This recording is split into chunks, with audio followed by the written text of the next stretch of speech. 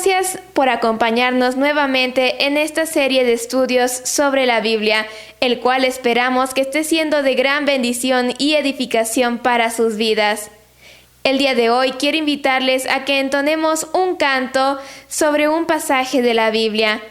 Al terminar tendremos nuestro culto, para el cual le recomendamos esté en un lugar donde se pueda concentrar y esté totalmente apartado de distracciones.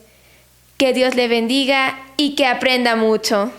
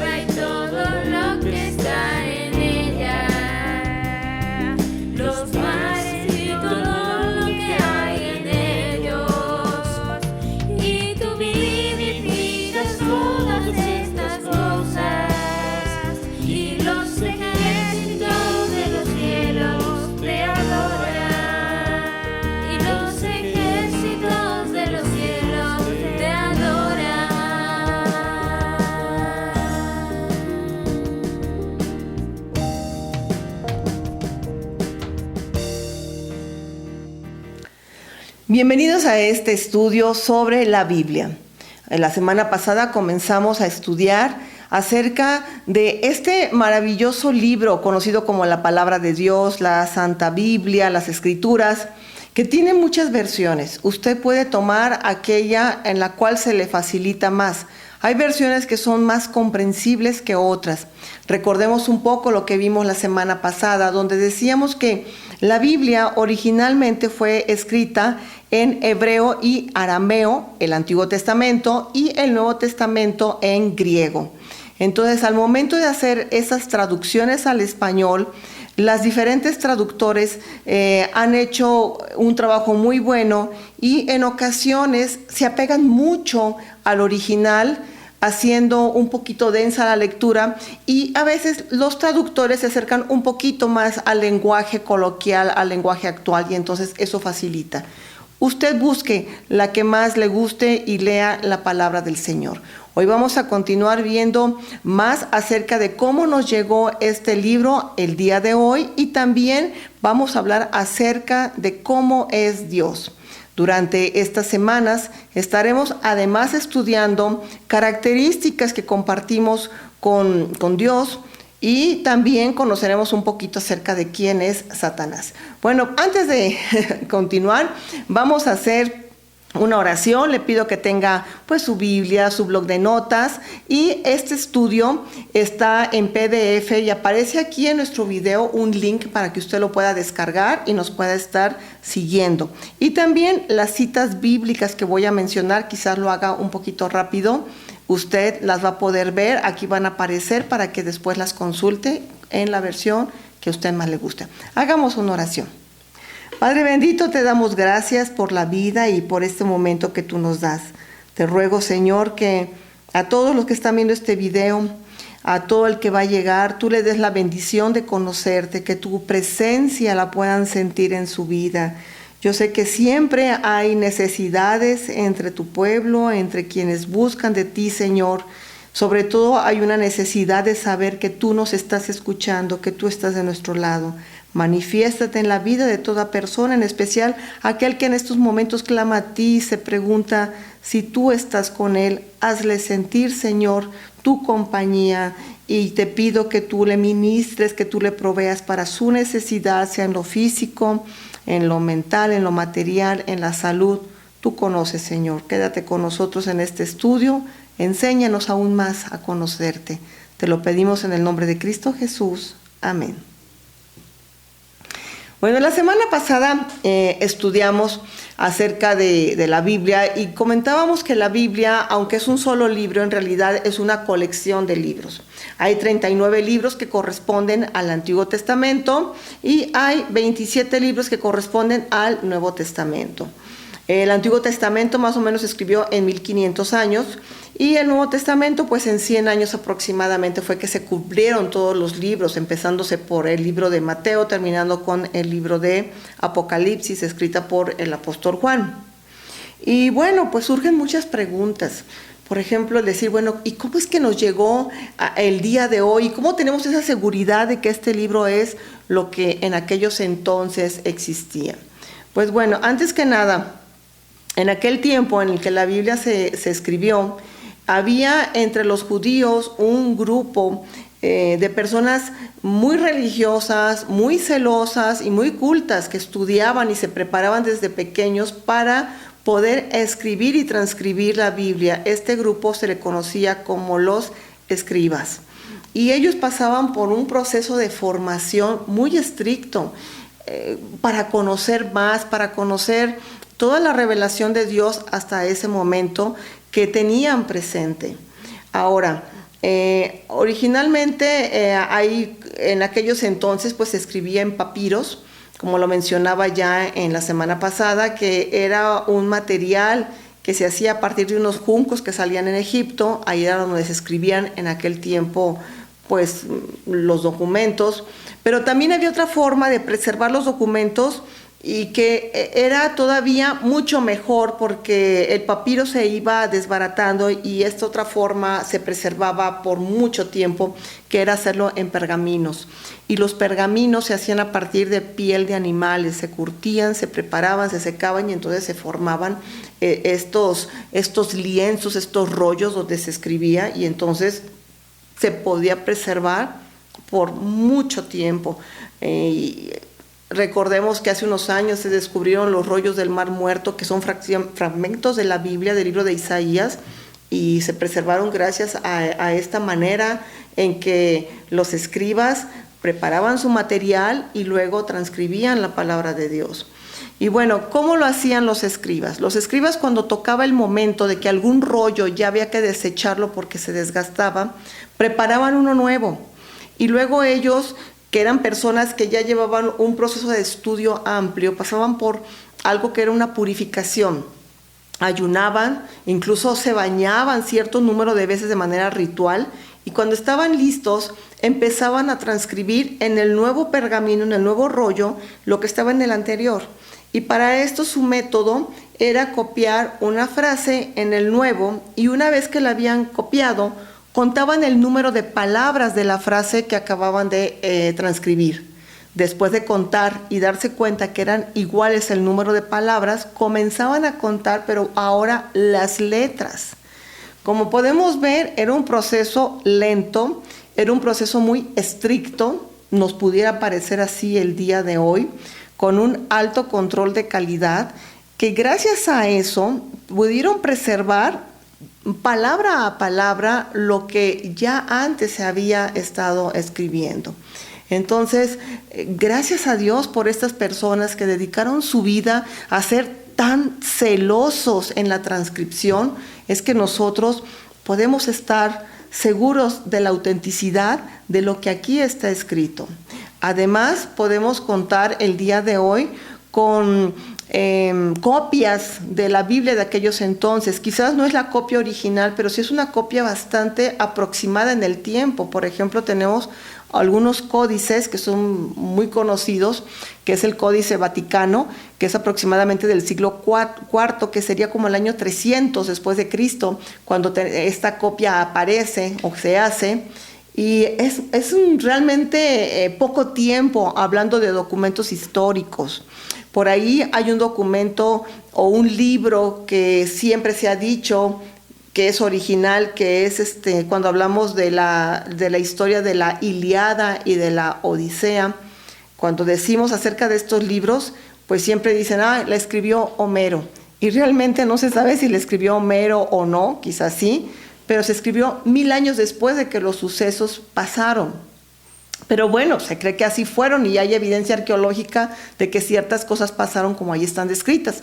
Pero vea el tiempo. Y en cambio la Biblia es realmente poquitos años, aunque estamos hablando que este Códice Vaticano, que es el que contiene la Biblia, se escribió en el año 300 después de Cristo, realmente es muy cercano a la época y más recordando el tipo de personas que estaban involucradas, personas con una lealtad a Dios muy grande, con un sentido estricto de lo que tenían que hacer.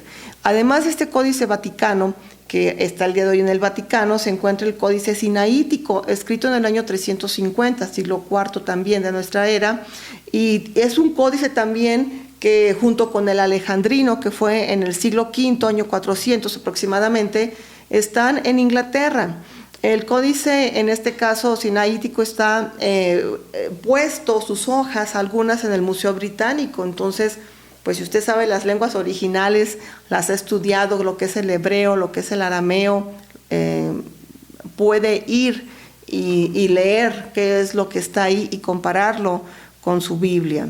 Ahora, la Biblia meramente está dividida en dos partes, porque todo el Antiguo Testamento es un conjunto de profecías que habían de cumplirse en el Nuevo Testamento y eran profecías básicamente sobre una persona, y era la persona de Jesucristo. Desde que Adán y Eva rompieron esa relación tan especial con Dios al desobedecerle allá en el jardín del Edén, pues también se empezó un plan de Dios para nuevamente restablecer esta relación con el hombre que ya se había roto. Y entonces en ese proceder es que se transcurre todo el Antiguo Testamento, donde va develando poco a poco muchas cosas que iban a suceder cuando naciera Jesucristo, cuando naciera el Mesías. ¿Y por qué se tomó esos 1500 años Dios en mandar al Mesías? Bueno, porque hubo una cierta serie de condiciones a cumplirse.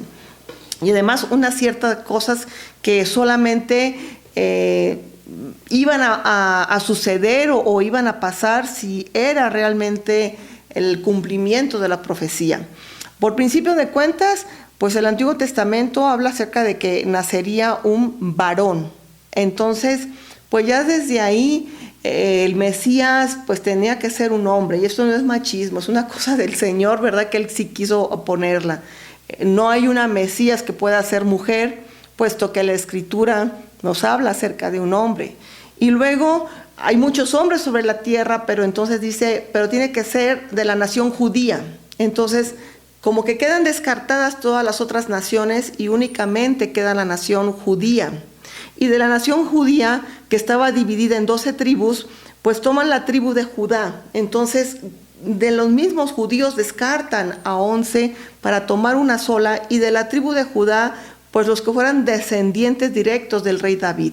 Vean de qué manera esto se empezó como a refinar, de tal forma que nada más alguien, una sola persona podía cumplir con toda esa serie de profecías dadas para que nosotros pudiéramos saber en quién estamos confiando y tener la seguridad de creer en Jesús como nuestro Mesías, como nuestro Salvador personal, desde un punto de vista de la fe, pero también de la razón. Dios habla acerca de que no quiere una fe fanática, totalmente ciega, sino quiere una fe que también se apoye en nuestra mente, porque por algo nos la dio Dios, basado también en nuestra razón. Entonces, pasa todo esto, nace Jesús y es el cumplimiento de la profecía. Y entonces, pues aquí nos empezamos a preguntar, bueno, pero ¿y quién es Dios? ¿Verdad? Porque pues el libro, la Biblia, cuando uno la lee, piensa que es como en este momento, como que los consejos son tan actuales e incluso hasta futuristas en cierta manera, que uno se maravilla de conocer la mente de Dios y queremos estudiar y conocer un poquito más de Dios. Pero para poder conocer a Dios nos vamos a encontrar con una dificultad. Y la primera dificultad que nos tenemos es que tenemos una enorme tendencia a humanizar a Dios. Cuando hablamos de Dios, lo imaginamos muy parecido a nosotros en cuanto a capacidades y en cuanto a limitaciones. Y la Biblia dice allá en Isaías 55:8, dice así: porque mis pensamientos no son los de ustedes, ni sus caminos son los míos, afirma el Señor, en la traducción internacional, así lo menciona. La mente de Dios no es como la nuestra. Y nosotros queremos ajustar a Dios a nuestra manera de pensar, y cuando no cuadra con nuestra manera de pensar, con nuestra manera de creer, pues entonces sencillamente decimos, pues Dios no existe. Y si vamos a acercarnos a buscar y a conocer de Dios, tenemos primeramente que reconocer nuestra incapacidad de poder tener todo el pensamiento divino, de poderlo entender. En ocasiones, los que somos padres, nos sucede con nuestros hijos pequeños que queremos explicarles algo. Y nos es difícil que los hijos entiendan lo que se les está diciendo, porque hay una brecha generacional y ellos no pueden captar totalmente algo que nosotros hacemos. Y entonces, pues, a veces hasta nos imponemos, ¿verdad? Lo vas a hacer porque soy tu padre. Queremos que ellos tengan la fe de que lo que estamos decidiendo para sus vidas es lo mejor. Yo siempre tengo presente una imagen de hace muchos años que vi en un centro de vacunación. Los padres se acercaban prometiéndole a los niños regalos, prometiéndoles a los niños que no les iba a doler, pero los llevaban a las vacunas. Y entonces la verdad es que sí les dolía y ningún niño salía contento y salían muy enojados con el papá por lo que acababa de ocurrir. Entonces, no hay forma de explicarle a un niño que algo que le va a lastimar es para su bien. Ahorita que hay tanta vacunación a nivel mundial, hay algunos videos que se han hecho virales que parecen hasta irrisorios, de personas que van totalmente convencidas a vacunarse, que se han hecho a la idea, pero que le tienen aversión a las inyecciones. Y entonces, por más que ellos quieren controlar su cuerpo, no lo pueden hacer. Su mente no alcanza a decirle al cuerpo, esto es para tu bien, ponte la vacuna, aunque lo han decidido así. Y causa risa, pero realmente no es algo de risa. La persona está sufriendo mucho porque no se alcanza a entender. Entonces, yo les menciono estos ejemplos que son ejemplos de la vida diaria, y vayamos ahora a trasladarlos, a transportarlos a lo que es la divinidad. Si cosas normales de la vida no lo entendemos, imagínense entender el pensamiento de Dios. Entonces, usted que se acerca a estudiar la palabra de Dios, debe de saber que habrá cosas, ciertas cosas de las Escrituras que le van a causar problema. Y eso no significa que Dios es un mito, que Dios no existe, porque realmente estamos nosotros sentados sobre todas las huellas que Dios ha dejado. Volteemos a la creación y veamos todo lo que Dios ha hecho y reconozcamos que Dios es el creador de todo y el sustentador de todo, porque cuando Dios estuvo formando al mundo, siempre lo que Él iba haciendo era para alimentar lo que iba a pasar al día siguiente. Es decir, si un día hizo árboles y puso semillas y plantas, es porque al día siguiente, al cuarto día, pues ya iba a haber aves, y iba a haber peces, y después iba a haber otro tipo de animales. Entonces, poco a poco Dios iba cimentando para lo que viene. Entonces, Dios no solamente creó las cosas, sino que además su mente divina ya había previsto lo que íbamos a necesitar. Cuando tuvo todo listo, entonces ahí trajo al hombre, cuando ya estaba todo preparado, porque Dios es creador. Cuando nosotros leemos la Biblia, en el primer verso dice, en el principio Dios creó los cielos y la tierra. De tajo entra la palabra de Dios diciendo que Él ya existía desde antes, que Él era preexistente y que todo lo que existe, Él ya lo estaba creando. Y además lo estaba sustentando. Y si nos vamos al Nuevo Testamento, nos encontramos con Juan 1:3, que nos habla también de Jesucristo y dice que por medio de Él todas las cosas fueron creadas. Y entonces aquí encontramos una prueba de que Dios es Padre, Hijo y Espíritu Santo, porque los tres estaban creando. El hecho de que Dios, Jesucristo en este caso, viniera y tomara forma de hombre, no significa que Jesús a partir de ese momento existió. Él ya existía desde antes, tomó la forma de hombre para venir aquí a hablarnos, para venir aquí a conocer nuestra manera de vida desde un punto de vista humano, para venir a estar cerca de nosotros. No envió un folleto Dios vino en persona a tratar con nosotros. Entonces, a veces decimos, bueno, es que Jesús fue hombre, sí fue hombre, pero también era Dios y ya existía desde antes. Entonces, Dios es un ser supremo, es un ser altísimo y es el creador y sustentador de todo. Otra característica también y otro problema que tenemos al acercarnos a estudiar de Dios es que queremos nosotros comprobar su existencia a partir de métodos humanos. Entonces decimos, pues yo quiero, así como hacemos un experimento, demostrar la existencia de Dios y es imposible. Recordemos que como seres humanos estamos atrasadísimos, años luz de lo que es el Dios. ¿Cómo vamos a demostrar algo tan grande para lo cual les aseguro que no existe ciencia creada? Mas eso no significa que Dios no exista. El hecho de que no le podamos ver no significa que su presencia en estos momentos no esté en su vida, ayudándole quizás en alguna situación que está atravesando.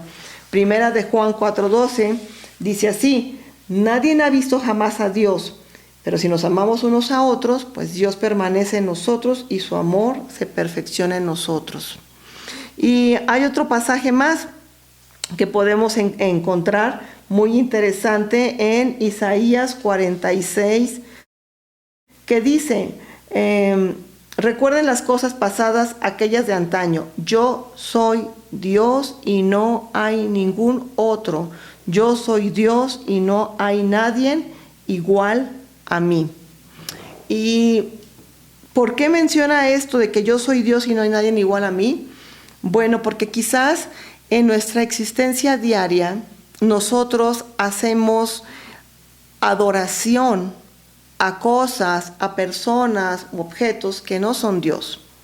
Hay personas que adoran quizás su carro, su cuenta bancaria, los deportes, al grado de que ya no es un hobby, al grado que es una adoración, una alabanza. No importa cuánto cueste, no importa cuánto me gaste, no importa cuánto sacrifique a mi familia, para mí lo primero es esto, y es una adoración total con todo mi ser.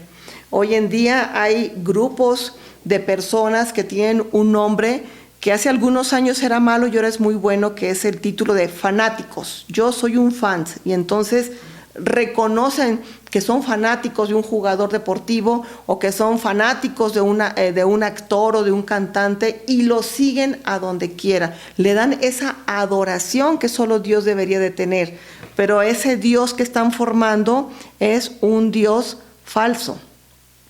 Por eso, y Dios nos dice, yo sí soy un Dios verdadero, porque yo no soy un Dios falso. Y un Dios verdadero, como lo vamos a ver después, tiene ciertas características que son únicas e irrepetibles.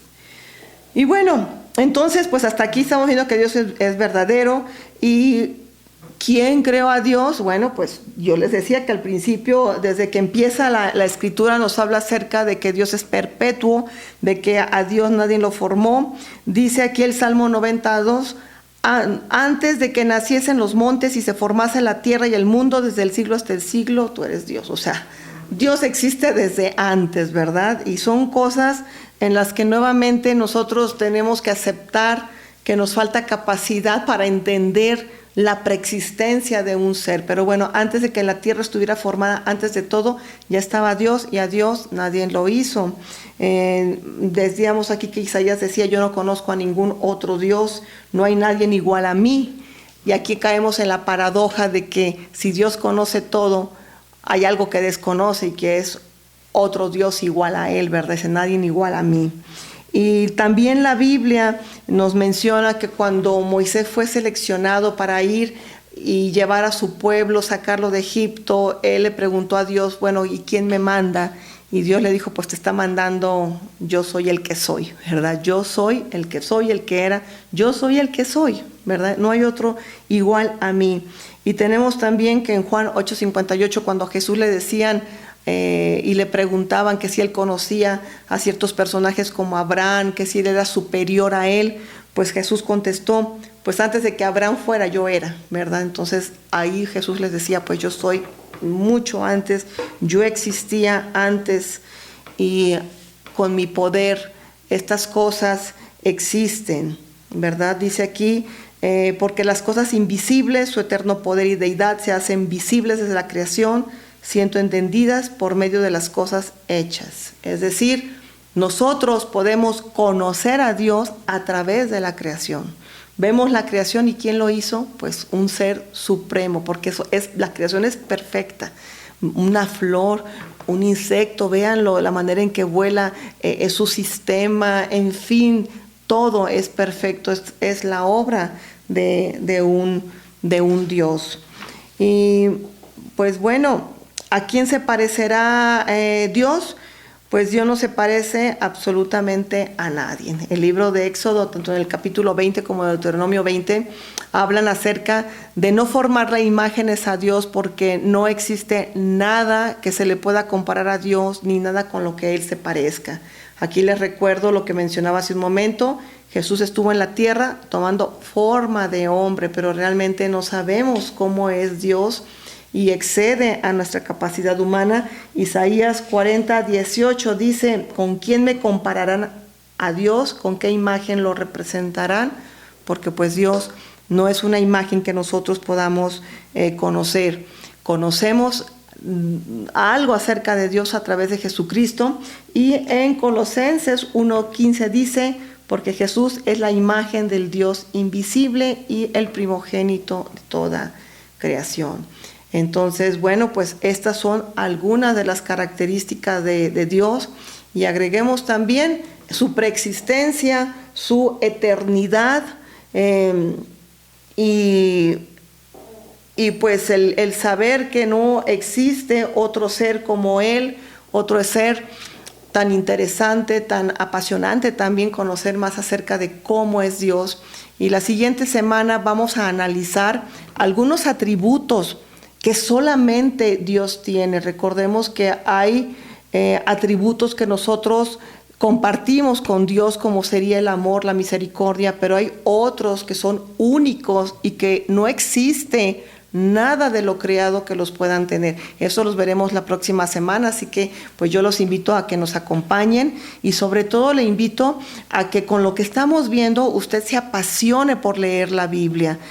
Aunque aquí nosotros le estamos explicando algunas cosas, yo le aseguro que no existe curso ni estudio donde usted pueda aprender más y sentir más de cerca la presencia de Dios, que cuando usted tome las Escrituras, las abra y las comience a leer, y se dé de primera mano cuenta de todo lo que Dios le está dando a su vida, de la bendición que le va a traer. Así que lea su Biblia, busque más y apasionese mucho por conocer del Señor.